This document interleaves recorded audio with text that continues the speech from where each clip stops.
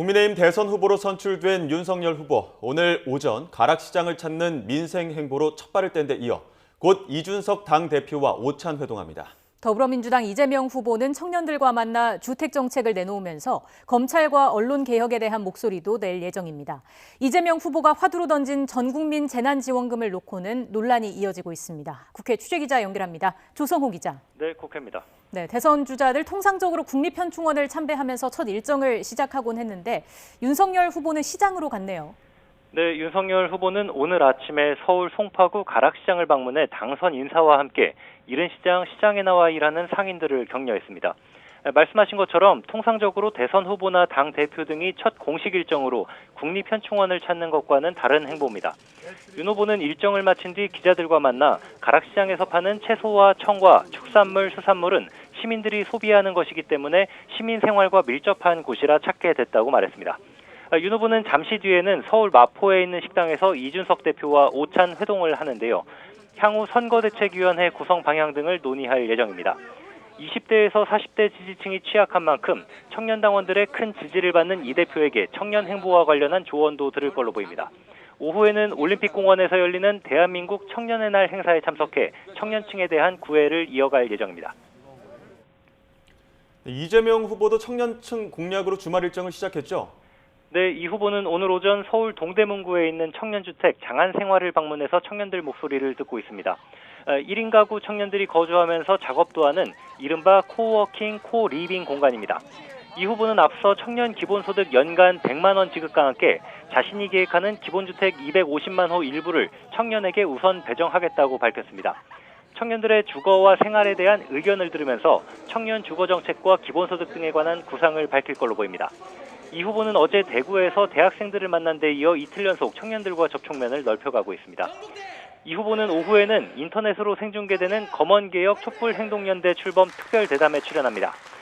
최근 대장동 의혹 관련자들에 대한 배임 혐의 수사에 대해서 수사 내용을 시시콜콜 흘려 흠집을 낸다며 검찰과 언론을 향해 날을 세우기도 했는데요. 오전에는 SNS 글을 통해 여당의 개발이익 환수 법안 추진과 관련해 개발이익 환수하라더니 공급절벽이니 하지 말라고 한다며 국민의힘과 부패 토건 세력, 보수 언론이 이재명 죽이기에 올인하고 있다고 비판하기도 했습니다. 자, 이재명 후보가 화두로 던진 전국민 재난지원금 논란도 계속 이어지고 있습니다. 오전에 윤석열 후보의 언급이 있었죠? 네, 그렇습니다. 이재명 후보가 꺼내든 전국민 재난지원금 지급 추진과 관련해서 윤석열 후보는 부정적인 입장을 내비쳤습니다. 코로나19로 인한 피해 보상은 영세 소상공인, 자영업자에 대한 손실 보상이란 관점에서 접근해야 한다는 겁니다. 직접 들어보시겠습니다. 몇 퍼센트 이하는 전부 지급한다. 그런 식으로 접근해서는 안 된다 하는 것이 늘 말씀드린 제 지론입니다. 국민의힘은 이 후보의 지원금 지급 주장을 정부가 검토하는 것 자체가 선거 중립 위반이 될 수 있다며 중앙선거관리위원회에 선거법 위반 여부를 묻기로 했습니다. 정부 측도 긍정적이지 않습니다.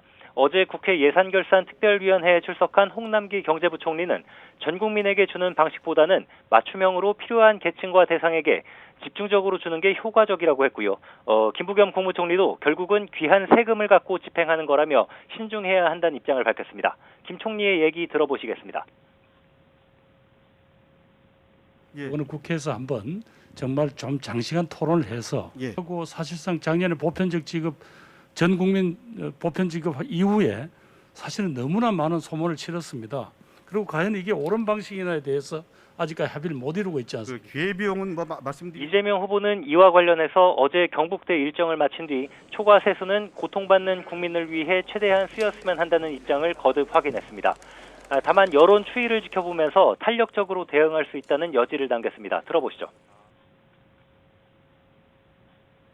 세상 일이 제가 특별한 권한을 가진 사람도 아닌데 제가 말했다고 다 이루어질 거라고 생각하지 않습니다. 결국 이제 국민의 뜻에 따라 결정될 것이다. 연말 예산 정국에 본격 돌입하면서 재난지원금을 둘러싼 여야 정치권뿐 아니라 여당과 정부까지 충돌하는 것 아니냐는 관측도 나옵니다. 지금까지 국회에서 YTN 조성호입니다.